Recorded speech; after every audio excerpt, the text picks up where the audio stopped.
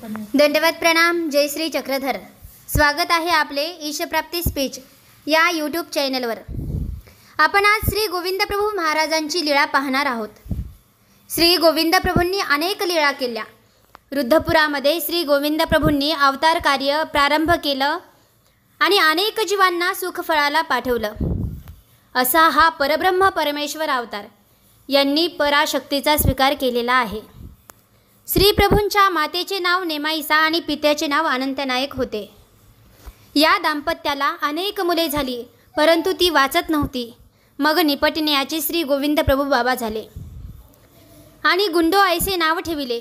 8 वर्षाला मुंजी बंधन केले. परमेश्वराने जो देह स्वीकारला त्याप्रमाणे त्याचे देहधर्म आणि जीवधर्मही स्वीकारतात. आणि रुद्धपुरामध्ये बोपो उपाध्य यांच्यापाशी वेदाभ्यासासाठी त्यांना ठेवण्यात आलं. श्री प्रभू ईश्वर अवतार असल्यामुळे त्यांनी अचाट शक्तींचा स्वीकार केलेला. अनेक चमत्कारही त्या ठिकाणी झालेले.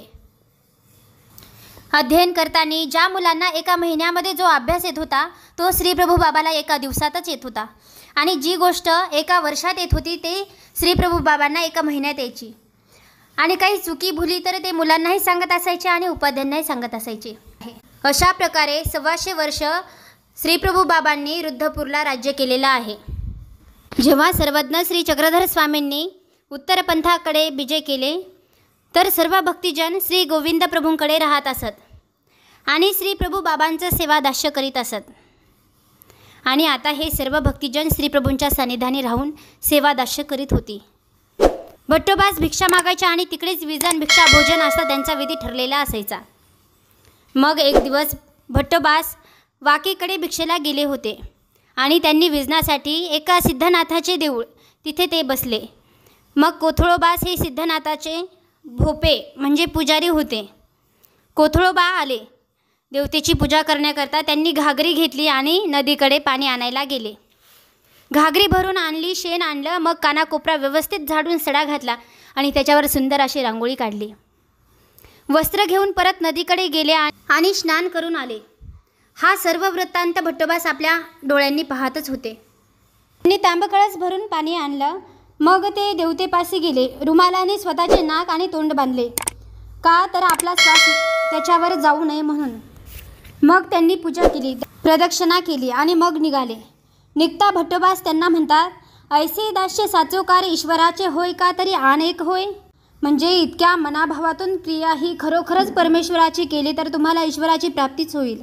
यावर निघता त्यांना भट्टोबास म्हणतात, ऐसे दास्य साचोकार ईश्वराचे होय का तर अनेक होईल. म्हणजे इतक्या मनाभावातून क्रिया ही खरोखरच परमेश्वराची केली तर तुम्हाला ईश्वराची प्राप्तीच होईल. गीतेमध्ये श्रीकृष्ण भगवंतांनी म्हटलेलं आहे, यांती देवव्रता देवान पितृन्यांती पितृव्रता भूतानी यांती भूतेज्जा यांती मद्या जिनोपी माम. म्हणजे भक्ती कशी करावी आणि कुणाची करावी यामध्ये सुद्धा खूप प्रकार आहेत. म्हणजे जो ज्या प्रकारे कर्म करतो तो त्या फळाला प्राप्त होत असतो. कर्माची गती ही फार गहन आहे. कर्म हे यथोचित केले पाहिजे, त्यामध्ये फळाची अपेक्षा नको आहे. कर्मणो हॅपी बोद्धव्यम बोद्धव्यमचा विकर्मण अकर्मणश्च बोद्धव्यम गहना कर्मणो गती. कर्म अकर्म विकर्म कशाला म्हणतात, कारण त्याची गती गहन आहे. आपण कधी कधी शुभ कर्म करत असताना अशुभ कर्म होत असते. म्हणून आपल्याला कर्मात अकर्म पाहता आले पाहिजे. मुलाला ताप आला असता भोळी माता मुलाला प्रेमापोटी जेवण करण्याचा आग्रह करते. यात शुभ कार्य करीत असताना भाकरीमुळे मुलाचा ताप वाढतो, हे अशुभ कर्म होत असते. म्हणून कर्म करीत असताना माणसाने सतत जाणीव ठेवायला पाहिजे. उदाहरणार्थ आपण जे दान देतो तर ते दान योग्य व्यक्तीला योग्य देशात योग्य वेळेला दिले गेले पाहिजे. भगवंतांनी त्यालाच तर सात्विक दान म्हटले आहे. एखाद्या शिकाऱ्याला घोडा दान दिला तर तो शिकारी घोड्यावर बसून पहिल्यापेक्षा जास्त पशूंना मारील, त्याने अकर्मच निर्माण होणार आहे. तोच घोडा जर एखाद्या तीर्थयात्रा करणाऱ्याला दान दिला तर तो घोड्यावर बसून पूर्वीपेक्षा जास्त तीर्थांना जाईन, त्याने पुण्य निर्माण होईल. म्हणून कर्म करीत असताना जागृत असायला पाहिजे. शिकाऱ्याला घोडा दान दिला पुण्याच्या हेतूने, परंतु काय निर्माण झालं, तिथे पाप निर्माण झालं. कसायाला जर गाय दान दिली तर त्याने काय होणार? कारण तो तिला मारणारच ना. तेव्हा दान देणाऱ्याला गोवधाचे पाप लागल्याशिवाय राहणार नाही. पांडवाच्या यज्ञात पंक्तीची देखरेख करण्याचे काम भगवंताने भीमाकडे सोपवून दिलेले होते. ब्राह्मणाला जेवायला बसल्यावर भीमदादा पंक्तीतून फिरायचे. वाढणाऱ्याला सांगायचे भरपूर वाढ व ब्राह्मणांनाही दम द्यायचे. तुमच्या पात्रात अन्न शिल्लक राहिले तर लक्षात ठेवा, तर ते अन्न तुमच्या शेंडीला बांधीन. पत्रावळ्याचे अन्न पूर्ण खाल्ल्याशिवाय ब्राह्मणांना पर्यायच नव्हता. त्यांना अजीर्णाचे ढेकर यायचे, पण काय करणार? भगवंताच्या लक्षात आले की दररोज चांगल्या पंक्ती होत असताना ब्राह्मण कृष्य का होत चाललेले आहेत. मग भीमाची गोष्ट श्रीकृष्ण भगवंताच्या लक्षात येते.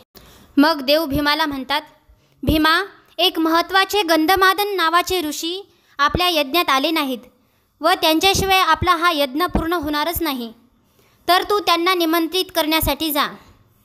असं म्हणताच भीम आज्ञा घेऊन निघाला. भयानाशा डोंगरात तो ऋषी राहत होता. भीम त्यांच्याजवळ गेला तर सोन्याचे शरीर व डुकराचे तोंड असलेला ऋषी त्याने पाहिला. भीम म्हणाला, ऋषीवर्य, आपले सर्व शरीर सोन्याचे व तोंड डुकराचे, याचे कारण काय? तर ऋषी म्हणतात, बहुदान मया दान रत्नांनी मित्य साजरात, शुभवाक्यम न कर्तव्यम तदर्थम शुकरो मुखम. अरे भीमा, मी पूर्वी जन्मात एक राजा होतो. मी खूप दानधर्म केला, त्यामुळे शरीर सोन्याचे झाले, पण तोंडाने कधीही कुणाला चांगले बोललो नाही, म्हणून माझे तोंड डुकराचे झाले. तुझे निमंत्रण मला मिळाले, पण मी हे डुकराचे तोंड घेऊन येऊ शकत नाही. हे ऐकून भीमदादाने कानाला खडाच लावला. कारण यज्ञासारखे पुण्य करीत असताना ते पुण्य व पाप संमिश्र फळ निर्माण करीत असत. म्हणून आपण हाती घेतलेल्या कार्यात पाप किती व पुण्य किती हा विचार महत्त्वाचा आहे.